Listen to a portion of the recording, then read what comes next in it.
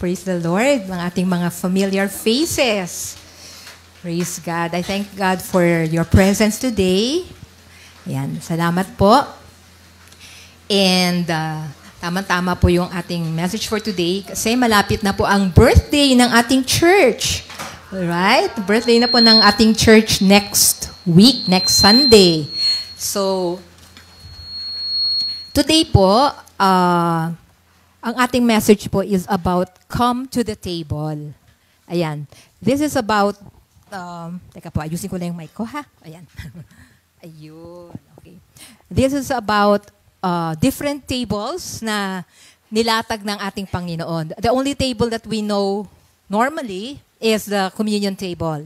But there are other tables na inilatag ang ating Panginoon. Alam niyo tayo as a church, we are part of the church. Lahat ng tumanggap sa Panginoong Jesus bilang Panginoon tagapagligtas, you are part of the church. And Jesus, siya yung vine and we are the branches. Connected tayo sa ating Panginoon. So the branch allows the vine to flow through the branch. Hinahayaan natin na dumadaloy ang kapangyarihan ng Panginoon through Him papunta sa atin. Same way with the blessings, ganun din. Okay? Nakakonect tayo sa ating Panginoon and He is our vine and we are the branches and once we're connected, pati yung blessings kasama doon. Now, alam nyo ba na ang church, the church will stand, alam nyo ba yun? Ang church will withstand everything. Alam nyo, ang politics, it will cease. The world power, it will cease.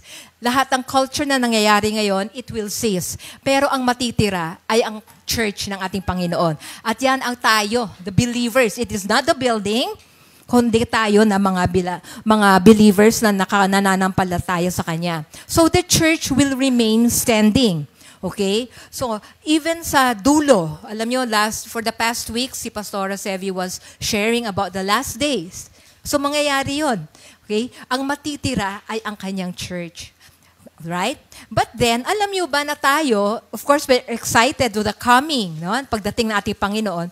But do you know that there is a wedding that we will be attending pagdating ng ating Panginoon? Ito yung wedding, it will be a celebration, and there will always be a table also. Di ba? Sa bawat kasalan, di ba, pag may kinakasal, kasi ngayon yung season ng life ko kasi we're preparing for the wedding of my daughter, so lahat iniisip mo, ganyan-ganyan. So, meron dong table, presidential tables, para sa bride and the groom and the family and the sponsors, hindi ba? So, sa atin, pagdating ng ating Lord, meron din tayong aatenan na wedding. But, kasali tayo doon. Hindi lang tayo guest, kung hindi kasama tayo as the bride of Christ. Tingnan natin sa Revelation 19:7-9. Let us be glad and rejoice and give Him glory, for the marriage of the Lamb has come, and His wife has made herself ready, and to her it was granted to be arrayed in fine linen, clean and bright, for the fine linen is the righteous acts of the saints. Then He said to me, "Right, blessed are those who are called to the marriage supper of the Lamb." And He said to me, "These are the true sayings of God." So meron tayong aatinan na marriage supper of the Lamb. Alam niyo ba yun na even sa pagdating ng ating Panginoon, kasali tayo at tayo yung bride. Kasi ang church ang the bride. The Lord Jesus is the groom. Okay? So sasalubungin tayo ng ating Panginoon, 'di ba? Kagaya ng pag kinakasal, hindi ba? Naglalakad yung bride papunta sa groom. So para ganun din. When the church, takes off and meet our Lord, the groom, we will have the marriage supper of the Lamb. So Jesus as the Lamb and He is the groom, and tayo, the church, we are the bride of Christ. So we make ourselves ready. Now, paano nagre-ready ang bride? Tinitingnan ko yung daughter ko, paano siya nagre-ready? Of course, nagre-ready siya sa beauty, unang-una yon. So, meron siyang mga make-up, na mga trial na make-up, kung ano yung maganda sa kanya, and then trial dun sa kanyang wedding dress, and then after the wedding, yung mga susuot. So, nakikita natin yung preparation. Tapos yung kanyang hair, yung kanyang skincare, maraming preparation. So the bride is making herself ready. Tayo, how are we becoming ready bilang bride ni Christ? Okay? Ang ating pastor, si Pastor Sevi, is telling us, equipping us to be ready. Yun ang kanyang role. Kaya tayo, we come to church, we attend, dahil tayo ay pine-prepare for the coming of our Lord and for the marriage supper of the Lamb. So, sa atin, we become ready, we become, alam mo yun, sensitive tayo, yung ating spiritual ears sa pagdating niya sa trumpet. Okay? Pagtugtog ng trumpet, when the Lord comes, kukunin na niya ang kanyang bride. Tayo yon, the church. Lahat ng nanampalataya sa kanya. So, ang ating role ngayon, and of course our pastor, is to prepare us, to equip us to be ready for the coming. Now, dito sa table na to, alam niyo, there's something different about this table. Yung table, di ba, normally pag tayo kumakain, dine-in ka sa mga restaurant, sa bahay, di ba, ang purpose ng table is uupo ka, kakain. Okay? But then, meron ding ibang purpose ang table na ito.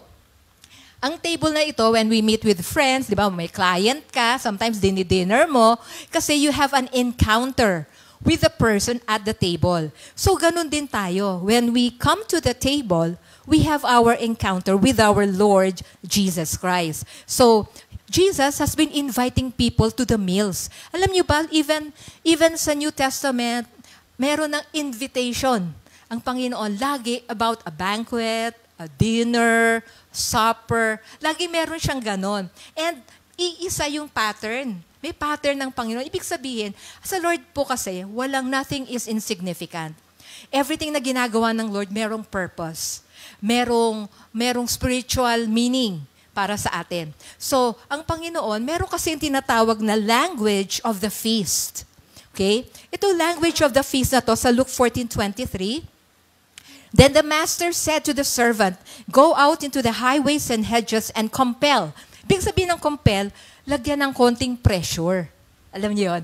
Compel them to come in that my house may be filled. So, ito yung language ng feast. I-invite natin. So, what do? We invite people to come to the table, to come in fellowship with our Lord, to come and eat, have a relationship with Jesus. So, naano ako dito sa word na compel. So, di ba pag nag-i-invite tayo minsan, pag inayawan na, wag na, hindi na inulit. Di ba? Pero ang sabi dito, compel. Ang sabihin, may konting, hindi naman puwersa, konting pressure. Parang may konting urgency. So, pag nag-i-invite tayo, na ano ko nga yun, sabi ko, nag-speak sa akin yun eh. Sabi ko, kasi pag nahindian ako, pag na-reject ako, hindi na ako umuulit. Pero sabi ko, hindi. Pwede, ulitin ko. Sabi ko, mag-i-invite, uli ako. Kasi dito nag-speak sa akin ito na sabi ng Lord, the Lord Himself said, compel them to come. So, why? Bakit? Kasi merong benefit. Di ba, if you know of a cure, for example, if there is a sickness going around, or hindi man epidemic, pero merong virus going around, and you know the cure, anong gagawin mo? Are you not going to share it? Di ba, i-share natin yun? Alam mo yung solusyon eh. Alam mo yung sagot. Hindi pa pag may nagkwentuhan lang kayo ng kaibigan mo, tapos naalala mo, ay, alam mo, meron akong kaibigan, dinaanan yan, ito yung ginawa niya. So you share para masolusyonan. Tayo, we have the answer.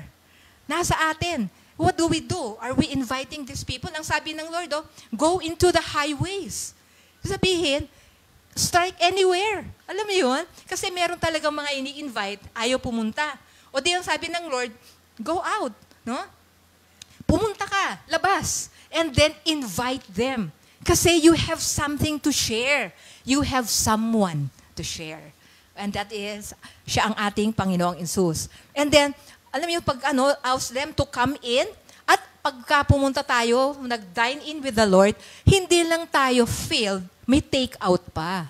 'Di ba? 'Di ba minsan pagka kumakain tayo, hindi naubos yung food, 'di ba? Sasabihin natin, doggy bag. Tataka nga ako bakit doggy bag eh. Hindi naman dogs yung kumakain. Pero inuuwi natin siya, sasabihin natin, pwede pa pabalot, gusto yung pa doggy bag, ganyan. Pero actually gagamitin tayo din nakakain nun. But then, sa Lord, whenever we come into the table, hindi lang tayo na filled, may take home pa tayo, may take out pa tayo. So, ang maganda nito is the church will be like this, no? That we will compel others to come and have a meal with Jesus. And alam niyo ba, whenever there is a table, an encounter with Jesus, mayroong revelation, mayroong salvation, mayroong healing. So titignan natin kung anong ginawa ng ating Panginoon. Alam niyo yun, when we ask people to come, they will learn to walk with Jesus. They will learn to talk with Jesus. They will experience Jesus. They will appreciate Jesus. They will honor Jesus. They will worship Jesus and glorify Jesus. Why are we inviting? Hindi naman para sa atin eh. Kundi, we want them to know Jesus. Kasi meron tayo na pag nalaman nila, sobra-sobra pa ang benefit. So, let us be that church that compels people to come. Okay? Tayo yun. No? When Jesus is inviting people to come, hindi lang niya ini-invite para umattend ng service. Hindi. He is inviting them to a supper.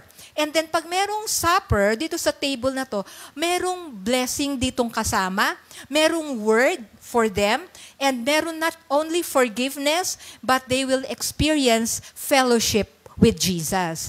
Okay? So, tingnan natin, pag sa Bible kasi, or sa regular na nangyayari, pag isang beses nangyari, sabihin mo, accident. Diba? Kaya minsan, pag may sinasabi, natatawa ako minsan sinasabi na preggy, diba, mag-asawa, hindi plinano, nagkaroon ng baby, na buntis, for example, ang sasabihin nila, accident. Sabi ko, huwag naman kabawa naman yung baby pag sinabi mong accident, para hindi siya sinadya, para hindi siya ginusto. Aksidente eh. Diba? Sinasabi accident. So, pag minsan nangyari, sa mga nangyayari sa buhay natin, pag isang beses, accident yon. Pag nangyari ng 2 beses, coincidence. Ay, coincide lang. Diba? Nagkataon. Pag 3 beses na nangyari, ang tawag doon pattern. Okay? For example, sa tao nagkamali isang beses, o sige, okay na, mali nagkamali. Pangalawa, coincidence. Ay, oo, coincidence lang na nangyari. Pag pangatlo, habit na niya yon. May pattern na siya. So sabihin, ganun din sa ating Panginoon. Sa Lord, pag nangyari isang beses, twice, thrice, may pattern ng Lord. So tignan natin, sa New Testament, papaano ang Lord nagsabi ng come to the table. Okay, tignan natin una, first, si Levi's banquet. Si Levi po, alam mo yung research ko yung Levi, lumalabas pantalon eh. Sabi ko, bakit Levi's pantalon? Levi's banquet, ito po si Matthew. After na nakakilala siya sa Panginoon, binago yung pangalan niya, naging Matthew. Si Matthew po, siya yung sumulat ng Book of Matthew. Siya po ay isang tax collector. Di ba ngayon, merong very famous person ngayon dahil sa mga taxes, no? Nabasa ko, sabi niya, why do people hate me? Sabi niya gano'n.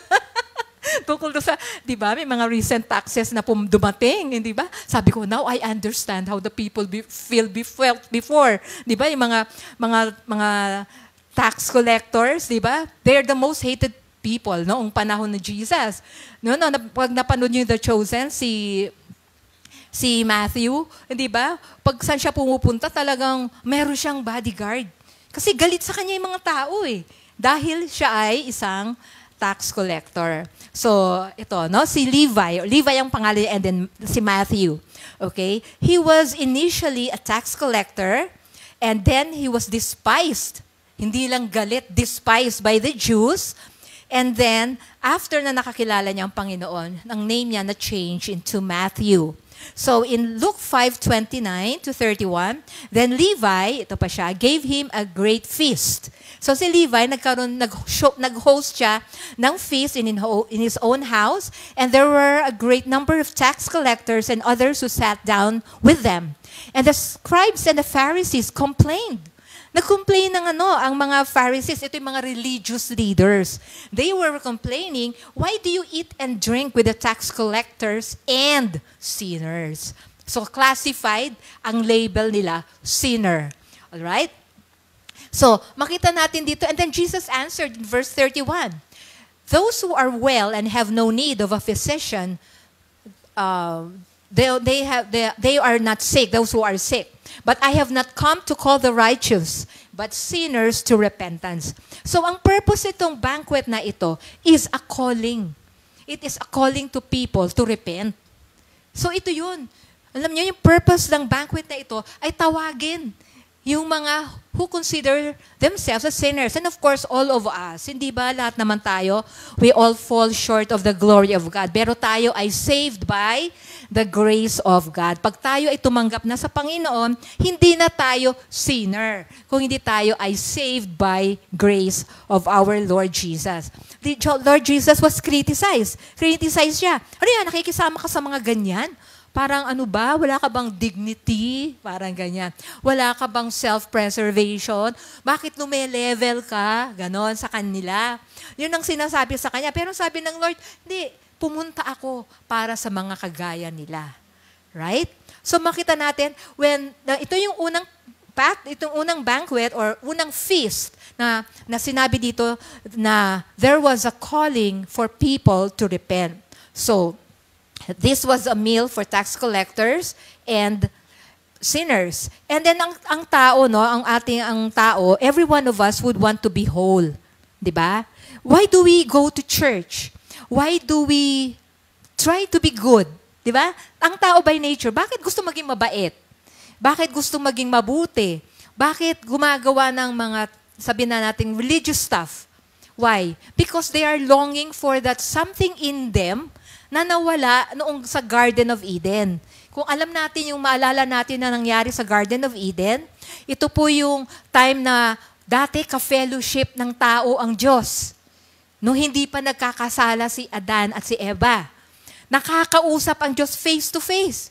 You know, naglalakad sila sa cool in the morning. Nagsasabi siguro si Adam ay, Lord, alam mo ito, pinangalanan ko siyang Bayabas. Kunyari, Pilipino si Adam. Pinangalanan ko siyang Bayabas. Ito, pinangalanan kong saging, parang ganyan. Nag-uusap sila. But after, nung nag-fall short o nagkasala si Adam and Eve, naputol yon. So ngayon ang tao, hinahanap yon. We have that longing in our heart to be whole. We have that longing in our heart na parang may hinahanap ka na may kulang sa buhay. Kaya iba ang ginagawa, nagiging religious. Nagiging good works, mabait. Yung iba naman, tinatry magsisipag, magiging successful, nagpapayaman. Baka yun ang sagot. Pero hindi. Alam niyo kung anong yung void natin sa puso natin, nakakulangan, yun yung presence of God. Yun ang kulang. Naputol during sa garden. Now, ngayon ang tao, yun ang ginagawa. They want to do the right thing. They want to live right. Parang ganyan. And they are always seeking. Di ba? Pag may nagbabakasyon, magli-live muna ako, hahanapin ko lang ang sarili ko. Ba? Ganyan ang mga sinasabi. Magpapapunta sa ganitong lugar, mag-travel, nagsa-soul searching. May hinahanap. At ang hinahanap na yan ay ang ating Panginoon. So, yun ang tao. Kaya ang humanity is always have that longing inside to be whole, to be right. At ang nangyayari yun, ang sagot lang nun, ang ating Panginoong Jesus.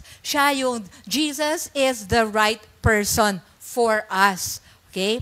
So, let's ask people to come to the table because we know that they are looking for something, they are searching for something to fill in that hole in their heart na may kulang sa buhay nila. And this is our Lord Jesus. Okay? Now, wag tayo naman na, yung iba naman kasing Christian, pag believer na, meron ng alam mo yun, merong pride. Meron naman sila na, ay hindi, ayokong mga gumaganon, ayaw makisama sa mga, sasabihin nila, hindi eh. Pero tayo, bakit tayo naging righteous? Now we are righteous because the only change that happened to us is because of the goodness of God, yung song natin kanina. The goodness of God, the grace of God, the love of God, the blood of Jesus, the hand of God, the Spirit of God, the wisdom of God, and the comfort of God. Kaya lang tayo na bago. So wag tayong, alam nyo yun, yung parang ayaw ng, parang nai-scandal na, ayaw ng makihalubilo. Pero pwede naman, but do not join them, of course. Makikihalubilo tayo. And that is the purpose, to invite them over. To invite them to our Lord Jesus. So the only change that happened to us is because of God's goodness. Okay? Kaya tayo naligtas sa kabutihan ng Lord. Ako, nung I came to know the Lord, I was in first year high school, kabutihan ng Lord yun. Kasi before that, bata pa lang ako, grade 6 pa lang ako, hinahanap ko na yung buhay. And sabi ko, kung wala namang mangyari sa buhay ko, go na lang ako. Ibig sabihin, nag-iisip na ako noon, I was thinking of creative ways, to kill myself. Naghahanap na ako kung paano ko i-end yung sarili ko. Kasi parang naisip ko, ano mo mangyayari sa buhay? Mag-aaral ka, magtatrabaho ka, mag-aasawa ka, magkaanak, mamamatay ka. Ano yun? Parang gano'n ang iniisip ko. What is life? So sabi ko, hindi na ako umabot doon. Ending naman nun, dulo din eh. Sabi ko, so nag-iisip ako ng creative ways on how to do that. That's when I came to know the Lord. Yun yung panahon na nakakilala ako sa Panginoon. Naputol yun, nawala niya yun. Nagkaroon na ako ng desire na mabuhay. Nagkaroon ako ng desire na sabi ko, Lord, alam ko, may purpose ka kung bakit ako naligtas, kung bakit ako pinanganak sa mundo. Okay? So yung una, si Levi. Okay? Yung feast sa bahay ni Levi. Next naman, sa bahay naman ni Zacchaeus. Okay? Sa Luke 19, verse 9 and 10. Si Zacchaeus po is another tax collector. O, diba? Talagang bida ang mga tax collector sa sa Bible. Siya ay tax collector din. But at the same time, si Zacchaeus po, short siya. Pag may crowd, na whenever, alam niyo ba si Jesus, crowd drawer yan. Kahit saan siya pumunta, meron siyang follower. Okay? Kahit saan siya pumunta, pag sinabing, Jesus is there, lahat ng tao nandun. Okay, bakit? Kasi nagpapagaling siya. Yung words of wisdom ng Panginoon, that parang first time na yung marinig, is very refreshing. Di ba pag nagbabasa kayo ng Word of God, pagkatapos yung magbasa, nare-refresh kayo.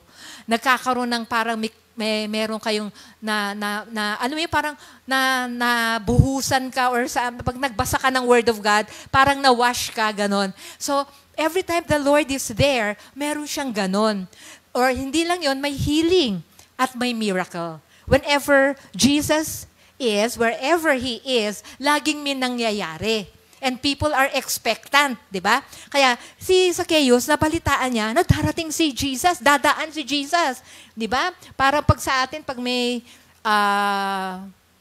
yung mga film festival o ganyan, di ba? Nakaabang yung mga tao, sisilip, titingnan. So, gano'n din si Zacchaeus, maliit siya. Aside from sa maliit siya, alam niya, hindi siya pwedeng lumapit sa crowd. Kasi maliit na nga siya, baka mapisa pa siya. Di ba? Kasi tax collector siya eh. Kawawa naman. So sabi niya, akyat siya sa puno. And then pag akyat niya sa puno, sa sycamore tree, naglalakad ang Panginoon, tumingin sa taas. Di ba? Ang ng Lord. Nakita niya, may nangangailangan sa kanya. Alam niyo, alam ng Lord eh. Kung sino yung nangangailangan sa kanya, tumingin siya sa taas, and then sinabi niya, Zacchaeus, come down, and I will come into your house. Self-invite ang Lord. Di ba? Sabi ko, Lord, uso pala nun yung Gate crusher. Kasi ang Lord nagsabi niya, I will have dinner or I will go to your house. And syempre, pag pumunta ka sa house, may kasamang pagkain. Lagi naman ganon. So, makita natin dito, si Zacchaeus, ang sabi nung nandun na siya sa bahay niya, in-invite niya si Jesus, nagkaroon ng pagbabago. In verse 9, Jesus said to him, "Today salvation has come to his house, because this man too is the son of Abraham. For the Son of Man came to seek and to save the lost." Kasi ano pong nangyari dito? Sabi ni Zacchaeus, "Look, Lord, here and now I give half of my possessions to the poor, and if I have cheated anybody out of anything, I will pay back 4 times. Alam mo yun? So, dito nagkaroon ng pagbabago kay Zacchaeus. Sinabi niya sa Lord, today, Lord. Diba? Bakit? Ang background ng tax collectors po nung unang panahon. Tax collectors, they study, they have these exams also para maging tax collector. Ngayon ang tax collector, ang privilege nila, they can impute taxes on you kung magkanong gusto nila. Titingnan ka, feel ko si sister, dapat times 3 ang tax niya. Ganon. They have that right. It's legal for them to do that. Kaya mayaman na mga tax collectors eh. Kahit to the 10th power pa, kaya, pwede. Legal yon. Kaya maraming galit sa kanila. Kasi kung ano yung feel nila, walang standard na amount. Basta kung anong feel niya. Yun ang privilege nila as tax collector. So ito si Zacchaeus, ganun siya. Pero anong sabi niya dito? If I have cheated anybody, I will pay back how many? 4 times. Bakit? Ano nangyari sa bahay niya? Salvation has come. So whenever we come to the table with Jesus, kanina sabi natin merong calling for repentance. Dito may salvation, may kaligtasan, and there was a change. Alam niyo, ang pagbabago, it is a result of your relationship with Jesus. Hindi nangyayari kasi magbabago muna ako bago ako lumapit kay Jesus. Hindi. Lumapit ka kay Jesus as you are. And He will be the one to change you. Hindi tayo magbabago sa sarili natin. Ang Diyos ang magbabago sa atin. Okay? Yun ang maganda sa Lord. Hindi kaya hihintayin na, ilang buwan na, hindi pa nagbabago tong taong ito. Hindi. As you are. Come as you are. And, alam nyo, as you fellowship with Jesus, as you read His Word, unti-unti nagbabago yung pananaw mo, nagbabago yung appetite mo, alam mo, nababago yung gusto mong mangyari. Kung dati appealing sa iyo yung mag-smoke, uminom, dati appealing sa iyo. Ngayon hindi na. No, I remember of a pastor na dati naming pastor na sabi niya, walang nagsabi sa kanya to stop smoking. Basta na lang nung igaganon na niya, hindi na niya mapasok. Nakakilala siya sa Lord. Hindi na niya malagay yung cigarette. For some reason, nawala daw yung kanyang desire for that. Walang nagsabi sa kanya. Hindi siya pinagbawalan. Pati pa na-meet niya. Kasi dati sexy siya.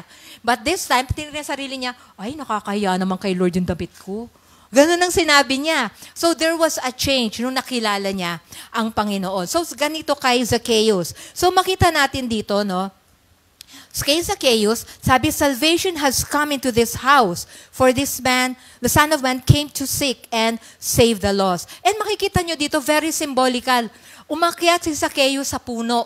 And through that tree, nakilala niya si Jesus. Do you know that there is also a tree that we can come to Jesus? Makikilala natin. Ano po yung tree na yon?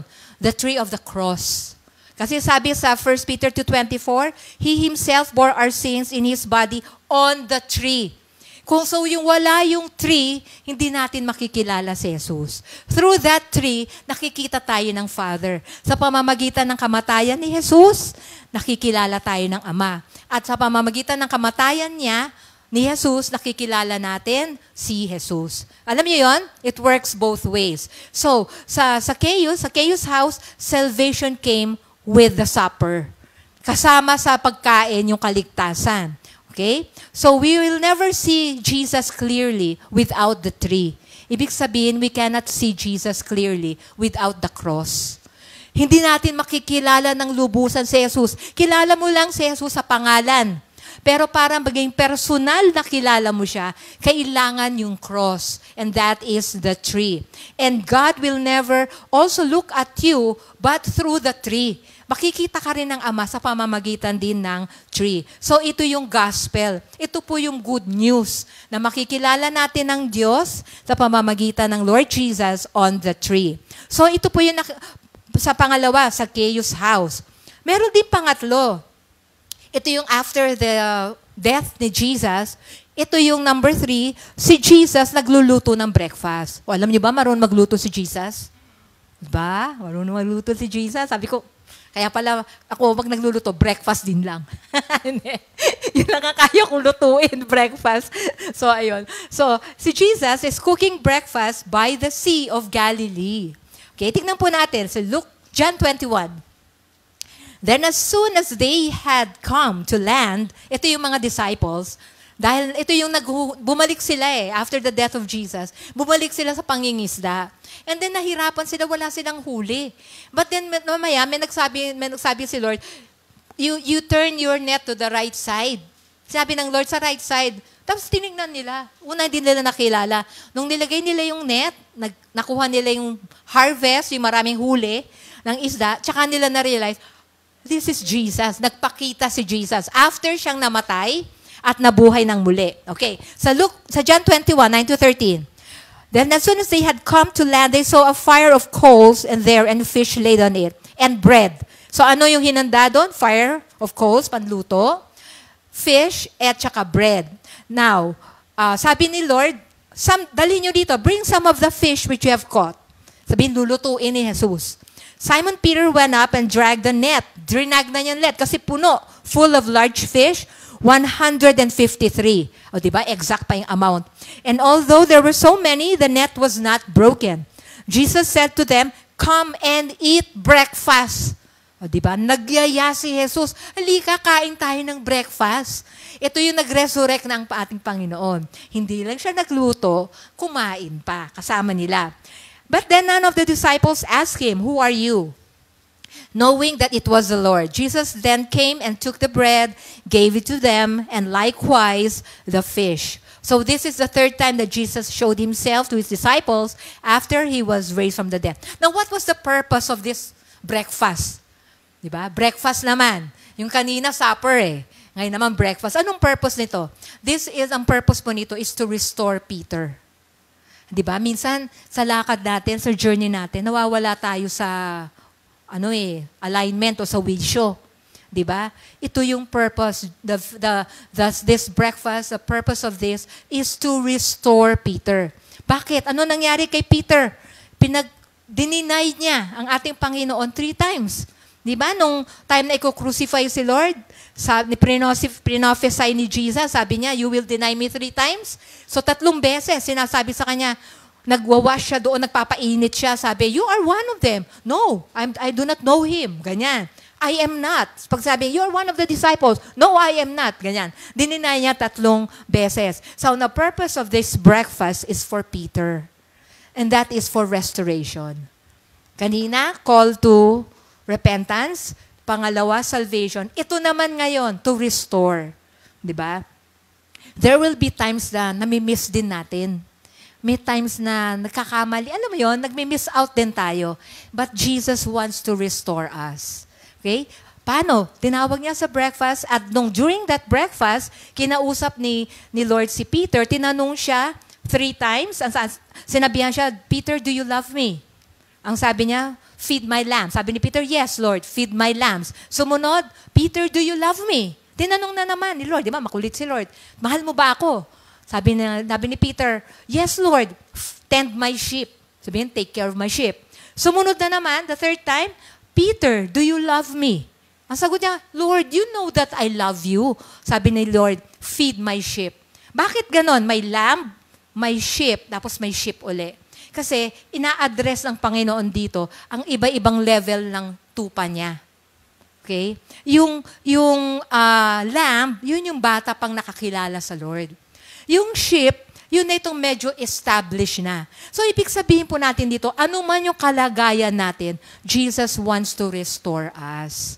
Ano man yung ating, where are we now at this point in our lives? He wants to restore us. And when He restores everything, 100%, more than 100%, i-restore niya tayo. So makita natin dito, itong next na pinakita ng Lord na feast niya is about restoration. So tayo, ganun din. Gusto tayo i-restore ng Lord na original position natin noon kay Adam.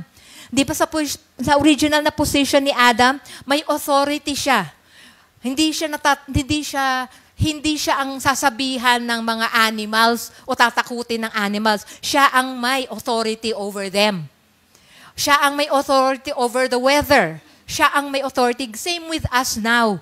Ibinalik lang ni Lord yung ating position noon. Kaya nire-restore tayo. Okay? So makita natin dito na ang Lord, whenever He calls us to the table, that is also a calling to restore us. Restore tayo. Next naman, ito naman yung road to Emmaus. Ayan. Nung namatay ang Panginoon, meron 2 disciples na naglalakad nung unang panahon kasi they always walk. Kung panood nyo yung Chosen, lagi silang nag-walk. Tapos yung mga landmark nila, tayo pag nag-landmark, ang lalaki, sa kanila pala, bato-bato lang, yung magkapatong na bato, landmark na. Tapos may pangalan, to ganito. Sabi ko, ganun pala nun. So, nung panahon na ito, naglalakad itong 2 disciples na to, coming from Jerusalem, kung saan namatay na ang Panginoon. At doon naglalakad sila sa road to Emmaus, may isang stranger na sumabay sa kanila. Okay, 2 sila, may pangatlo. Sinabayan sila. Tapos tinanong sila, bakit? Anong nangyari sa Jerusalem? Sabi niya, saan ka ba galing? Ba't hindi mo alam ano nangyari sa Jerusalem? Hindi mo ba alam na pinatay si Lord Jesus? Ganyan. Kwento na sila. At ang habang naglalakad sila, ang Lord nagkikwento din. Nakinikwento niya mula kay Adam, mula nung panahon ni Moses, ni David, ganyan, until dumating sa kanyang pagdating. And then tingnan natin sa verse 30, Luke 24. Now, he came to pass, nung nakarating na sila doon sa Emmaus, sinama siya. Alam, napaka-hospitable ng mga tao noon, Kasama mo lang naglalakad, in-invite na siya sa table.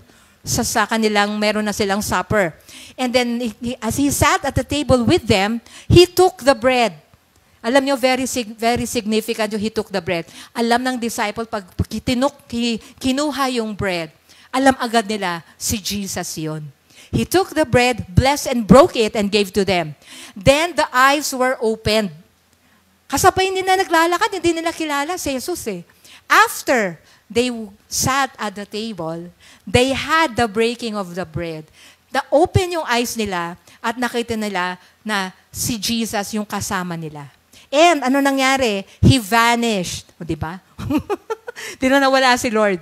Okay? After nung nakilala sila ng dalawang ito, nawala na ang Lord. Sabihin, umalis na, may pupuntahan naman siya iba. And they said to one another, did not our heart burn within us while He talked? Habang nakikinig sila, nasisteer na yung puso nila. Meron nang nangyayari. On the road, sa road pala. Parang, they were talking about the Lord. They were talking about what happened. Meron nang nasisteer na yung heart nila. And then, while He opened the scriptures, kasi nag-share ang Lord from Genesis siguro until Matthew.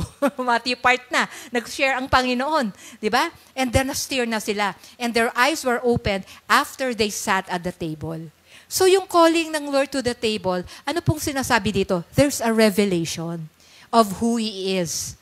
Whenever we come to the table, merong revelation kung sino siya. Today, mamaya magkakaroon tayo ng Lord's Supper, ng communion. And then, I pray, it is my prayer that you will have this revelation kung sino si Jesus sa buhay mo. Sino siya? Siya ba ay tagapagligtas mo? Siya ba ang provider mo? You are Jehovah Jireh? Siya ba ang iyong Jehovah Rapha, healer? Okay? Sino si Jesus sa'yo? You will have that revelation after you sat at the table with Jesus. So makita natin dito, they were able to recognize Him. And alam niyo bang nangyari pa dito? After nito, they went back. Alam niyo ba kung gaano kalayo yung Jerusalem to Emmaus? It's like 70 miles. Hindi ko alam paano i-convert sa kilometers yun Pero 70 miles on foot. Anong ginawa nila? After nito, bumalik sila. Bakit? Kasi sobrang on fire. They want to tell all the people they saw the Lord. Alam niyo yun? Yung nagkaroon sila ng bagong energy, para silang nakainom ng Red Bull. Parang gano'n. Nakainom sila ng energy drink. Na on fire sila and they had, sabi nila, we have to go back and tell the people what we saw, what we heard.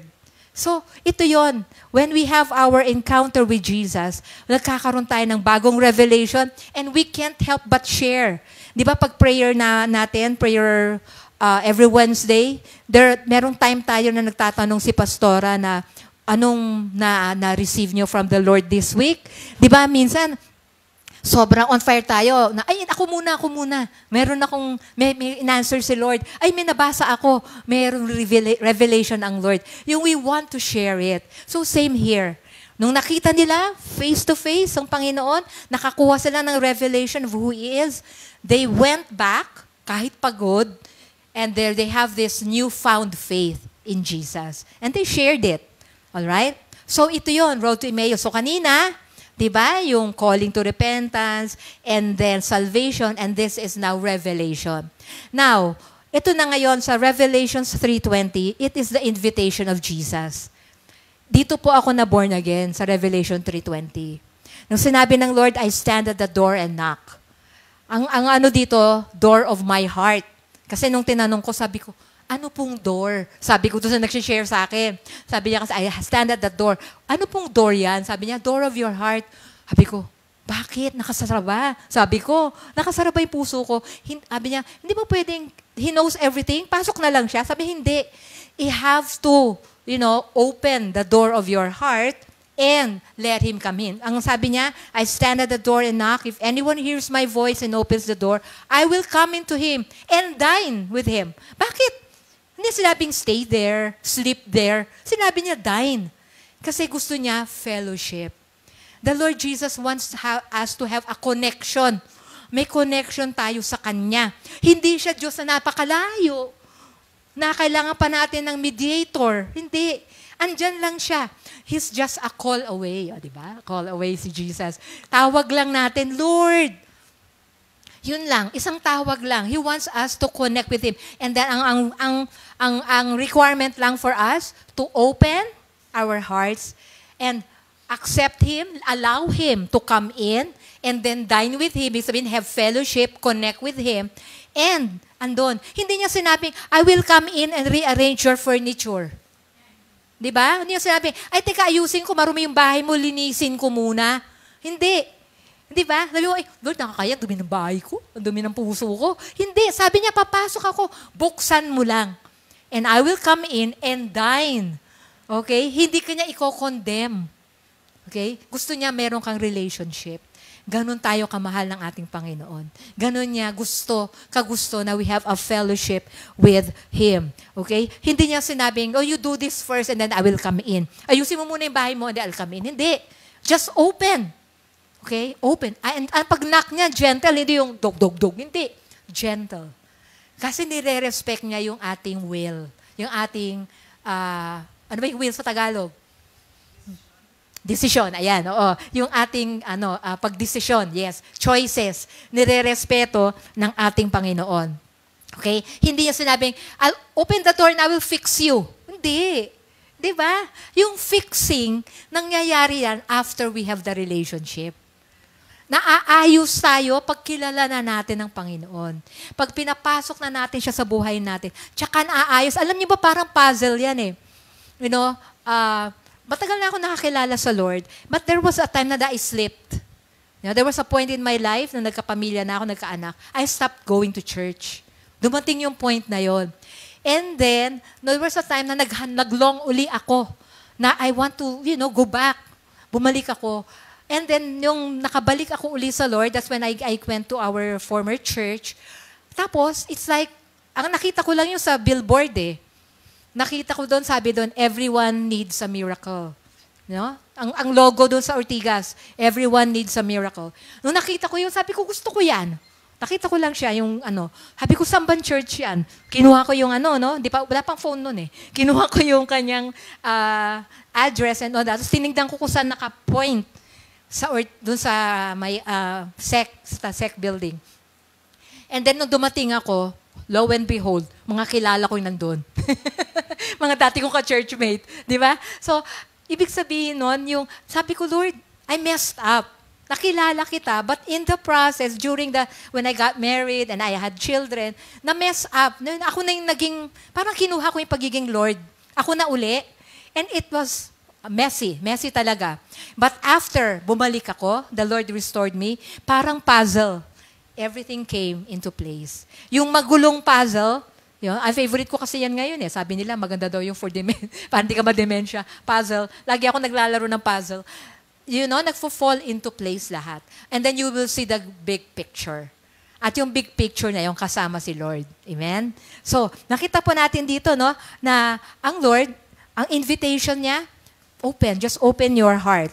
Okay? Jesus knocks, okay, sa ating heart for a connection, for our relationship. And fixing comes after we have that relationship. So, this is the kind of gospel na pinipreach natin. Ito yung gospel na sinishare natin. And then lastly, ito yung the Last Supper. Hinuli ko siya. Ito yung communion. Ito yung sa Matthew 26-29. And as they were eating, Jesus took bread, and blessed and broke it and gave it to the disciples and said, "Take, eat. This is my body." Then he took the cup and gave thanks and gave it to them, saying, "Drink from it all of you, for this is my blood, the new covenant, which is shed for many for the remission of sins." So ito po ay blood covenant. You know, no, sa Bible school po, we had that subject na blood covenant. It was a one module. Super haba. Pero maganda siya kasi nakalagay doon yung symbols of the blood covenant. Kasi ang Lord, He works through, ibig sabihin ng covenant, it's like a contract, pero mas matindi sa contract. Ang contract kasi, di ba, may two parties. Dalawa kayo. Di ba? Anong contract yung alam natin? Lease contract. Pag nagungupahan ka. Ano pa? Marriage contract sa mga may asawa. Di ba? Lagi sinasabi, paper lang yan. Hindi. Covenant kasi yun eh. It is a marriage covenant. Okay? So, pagka covenant, it is more than a contract.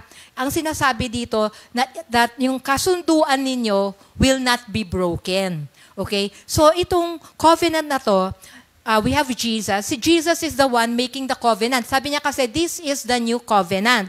This is my blood. So, ang sinasabi nito, it cannot be broken. Bakit hindi siya mabibreak? Because it is sealed by His blood. Ito ay naselyuhan ng kanyang dugo. Okay? He can't break this oath to Himself because the oath is established by His blood. It cannot be broken.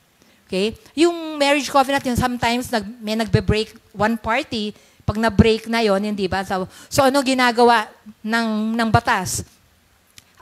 Merong annulment. Ibig sabihin, ina-annul, pinapawalang bisa yung kontratang yon, di ba? Ganun yon.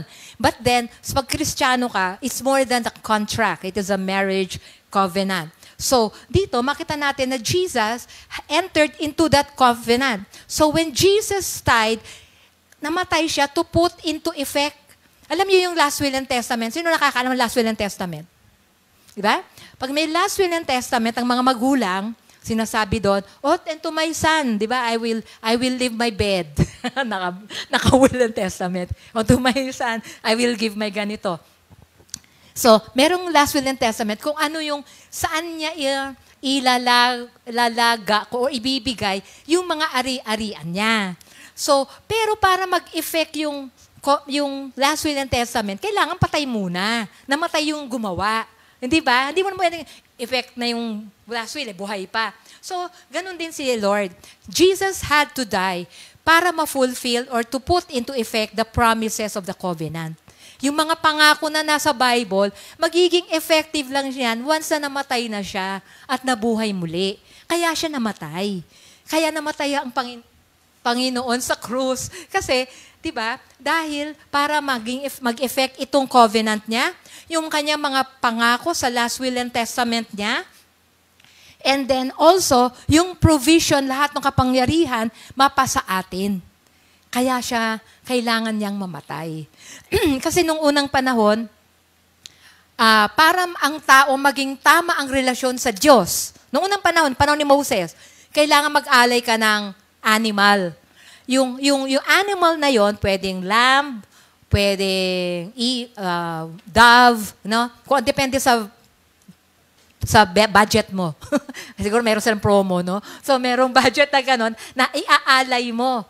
And then, ang mangyayari nun, ililay hands mo yung alay, yung animal na yon, yung tupa, lay hands, ipapatong, at lahat ng kasalanan mo pupunta dun sa tupa. Tapos, mamamatay yung tupa, papatayin nung priest. And then, ang magiging exchange nun, yung tupa na walang kasalanan, mapupunta naman sa'yo. Ibig sabihin, magiging righteous ka, magiging malinis ka. Pero 1 year lang yon. Take into effect for 1 year. Sa atin, ngayon, si Jesus, di ba sabi natin, the Lamb of God who takes away the sin of the world. Si Jesus namatay, panghabang buhay. Hindi nire-renew yearly. Okay? Hindi siya pinapatay taon-taon. Hindi. Isa lang. Pero pag tinanggap mo na si Jesus, everlasting na yon. Ibig sabihin, siya na yung umako ng ating kasalanan. Yung kasalanan natin, napunta sa Kanya, dala-dala niya sa krus, andong nabuhay siyang muli, yung Kanyang eternal life, nasa atin naman. Ex-deal, or tawag doon, divine exchange. So, makita natin dito, Jesus has to die. So, Jesus, He cannot break this oath to Himself kasi it is established by the blood. And alam niyo bang we are the heirs, tagapagmana. Ano kaya mana natin kay Jesus? Una yung kagalingan. No? Pag may sakit, we can claim healing. Lay hands, sarili. Lay hands. I lay my hands in Jesus' name, I am healed. Kung saan yung masakit, i-lay hands. Okay? And then take communion. Ako, ginagawa ka, nagko-communion ako meron kasi akong, sabi ko ginawa ko, Lord, deal tayo Yung iniinom kong barley. Lord, ito yung communion Ito yung bread, ito yung wine kunyari. So yun, pag nagtitake ako noon, sabi ko, Lord, I take communion and I claim healing in Jesus' name. Ganyan. And then bread. Okay? So, when you take communion, when you do this, you claim your healing. Ano pa? Ano pa ang binibigay ng Diyos? Kagalingan. And then ano pa? Yung provision. Okay? Yung kasaganahan. Hindi mayaman, hindi kayamanan, kundi kasaganahan. Ano ibig sabihin ng kasaganahan? That you are provided for, that you have these riches. You have more than enough. Di ba? Sabi nga nila, pag meron kang 5 sapatos, you are well off. 5 sapatos mo Ilan naman kailangan mong sapatos? Di ba? Isang pair lang. Kung may 5 ka, mayaman ka. You are well provided for. Di ba? Pag tingnan mo yung sapatos mo, layer pa. Di ba? Ganon? So, we have more than enough. Ibig sabihin, when God prospers you, it is for others. Okay? More than enough. So, ano pang blessing ng Lord? Kasaganahan, kagalingan, ano pa? Kapatawaran. Di ba? Sa ating, and then kapayapaan. So, yun, mga binigay ng Lord sa atin. That is already ours. So, sabi niya dito, because of His death of the Lord Jesus, we are now heirs. Natanggap natin kasi namatay na siya Atin na yon. I-claim mo na yon. Pag sinasabi ng enemy, wala kang pera, hindi, I'm the heir. I am the heir. I'm a co-heir with Christ. So, meron ako. I have everything that I need. So, ang covenant na to, it is greater than contract and it is simpler than what we think. Jesus already did His part. Ang gagawin lang natin is to believe. So, ano pang ginawa ni Jesus? Nung sinabi niyang take, eat. Alam niyo bang may nagsabi na ng take and eat sa Garden of Eden? Diba? Binigay ni Eva kay Adan, take, eat. Diba? Yun Ni-reverse ni Lord. Kung ano yung ginawa ni Adam and Eve, ni-reverse niya. Binago niya. And this time, for our benefit. Para sa atin. So, now as we take communion, remember, Jesus is not just offering His body, He is offering His presence. So, makita nyo, ang bread, it is the bread of His presence. Ito po yung kasama sa temple ng Old Testament, the bread of His presence. And when there is the presence of God, there is always provision. Okay? Pag andyan ang presence ng Lord. So, ang cup na ating iniinom, it is the cup of His grace, His mercy, and His love. Pag ininom natin atong wine, this is the cup of His grace, cup of His mercy. And when we eat the bread, it is the bread of His presence. So, God is inviting us to come to the table. Not only for forgiveness, not only for the teaching, but for the fellowship, for the connection Yun ang gusto niya. And He wants us He will have a part, sa ating buhay. Also for our redemption. At alam niyo ba, when we take communion, we are telling the Lord as a church that we are one. Di ba? Yun ang prayer ni Lord sa Gethsemane garden. Ang sabi niya, Lord, I pray that they will be one. That's why we take communion, because we're telling the Lord, and even the enemy, that we are one. We are one in Jesus. And expect, as you take this communion, expect healing in your body. I claim that in Jesus' name. Expect breakthrough sa buhay mo. Expect mo yon. Expect deliverance. Kung saan ka merong nahihirapan ba, nahihirapan kang isuko yung whatever vices that you have, whatever it is that's causing trouble. Thank you. Trouble in you. So expect na ma-deliver ka doon. Expect to be set free. Set free from sin, set free from the hand of the enemy, and expect to be filled with His power, filled with His love, and experience all that Jesus has for you. Di ba gusto natin yon? Maranasan natin, Lord, ano ba yung meron ka sa akin, para sa akin? Alam mo tayo, naghihintay, kahit kami, nila pastora kami, we are still expecting the Lord. What's next, Lord? Anong kasunod? We are expectant na marami pang gagawin ang Lord sa buhay natin. As long as we are here on earth, hindi pa tapos, merong gagawin ng Lord. So, maging excited tayo sa ating pag-take ngayon ng ating communion. Let's distribute po. For those of you at home, please prepare yung cracker or kung wala kayong juice, kahit water. And then sabay-sabay po natin iti-take yung elements na to. Paki-distribute po. Thank you po. Ayan. At saka ito. Ayan. Alright. Alright. Malaki siya.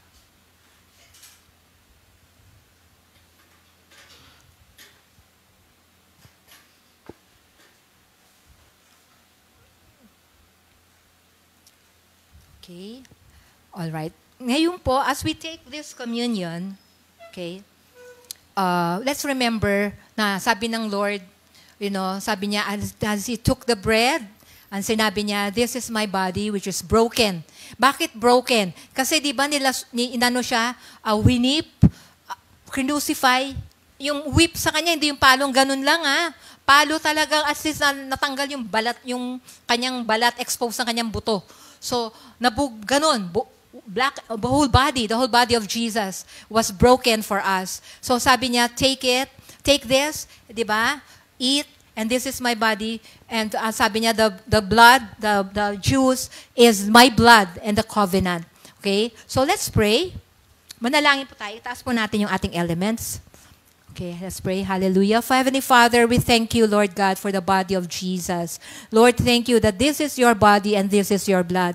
Lord God, when I eat this bread, Panginoon, I'm reminded, Panginoon, that, Lord, by your stripe, I am already healed. And when I drink the cup, Lord God, representing the blood of Jesus, Lord, sinasabi nito na ako ay ligtas na. That I am in that covenant, the blood covenant that you have for us, O God. Na, Lord, because of this, I have forgiveness, I have eternal life, and that, Lord, I will experience breakthrough sa buhay ko, Panginoon. At Lord, excited kami on what you're going to do next for our lives. What's next for our church, Panginoon. Maraming salamat, Lord God, for this day as we remember you. Thank you, Lord Jesus, for dying on the cross for us. Thank you for rising up again and giving us eternal life. Thank you, Lord God, in Jesus' name, amen. Let's partake po. Okay. Una po yung ating bread.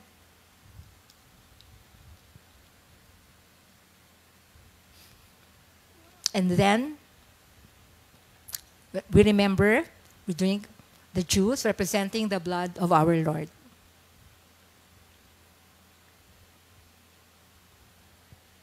Hallelujah. Let's pray. Father, thank you. Thank you, Lord God, for your word today. Panginoon, salamat, Lord God, that as we go home, oh God, Lord, we are expectant of the things that you're going to do in our lives. Father, I pray, Lord God, even sa aming pagbabasa ng iyong salita, we will have a revelation. That, Lord, even, Lord God, sa bahay, Panginoon, we will dine with you, oh God. Na, Lord, We will be restored, O God. We will have revelation of who you are and that you will walk with us, Panginoon. That, Lord, sa aming journey sa buhay na ito, meron kang, Lord, nakalatag para sa amin, Lord.